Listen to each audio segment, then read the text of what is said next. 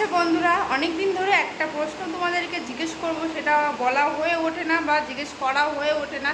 যেহেতু আমি long video খুব একটা পোস্ট করি না, তাই আর কি বলতে পারি না। আচ্ছা তোমরা বলো তো, শাশুড়ি কি কোনো দিন মা হতে পারে? হ্যাঁ, মা হতে পারবে না কেন? কোনো কোনো শাশুড়ি মা পারে, সব শাশুড়ি মা মা হতে পারে না। অবশ্য শাশুড়ি মাকে মায়ের জায়গায় বসানো হয়, মায়ের জায়গাটা দেওয়া হয়, কিন্তু তার কর্তব্য কিন্তু সে কখনোই করতে পারে না। তার মনের মধ্যে এইটুকু হলেও কিন্তু ফাঁক থেকে যায়। তার কারণগুলো কি আমি অবশ্যই বুঝিয়ে বলছি। তার প্রথমত, বৌমা যদি কোনো দিন দেরি করে ঘুম থেকে ওঠে, তখন সেদিন বাড়িতে এমন তোলপাড় শুরু হবে, থালা বাসন এখান থেকে ওখানে যাবে, ওখান থেকে ওখানে যাবে। আর নর্মাল বারণ দিয়েও যদি ঘরটা ঝাড় দেয়, তাও মনে হবে কি ঝড় উঠে এসেছে, সেই রকম আওয়াজ হবে। আওয়াজে বৌমার ঘুম ভাঙতে কিন্তু বাধ্য হবে।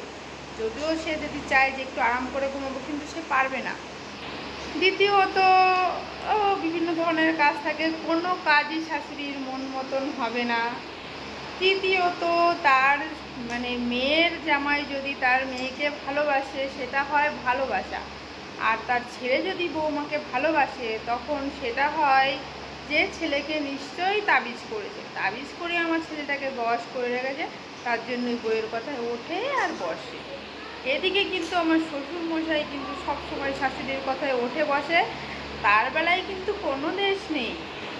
বৌমা যদি প্রেগনেন্ট হয়, হ্যাঁ, আমাদের সময় এত বেলা অবধি শুয়ে থাকতাম না, এত শুয়ে বসে কাটাতাম না, হাঁটা চলা করতাম, এ কাজ করতাম, ও কাজ করতাম। তাই তো আমাদের নর্মালে বাচ্চা হয়েছে, এ হয়েছে, ও হয়েছে।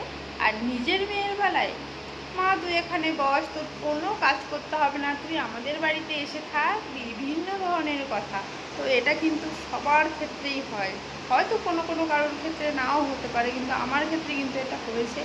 তাই আর কি বলবো কিছু বুঝতে পারি না। তো ভিডিওটা কেমন লাগলো অবশ্যই লাইক কমেন্ট শেয়ার করে দিও।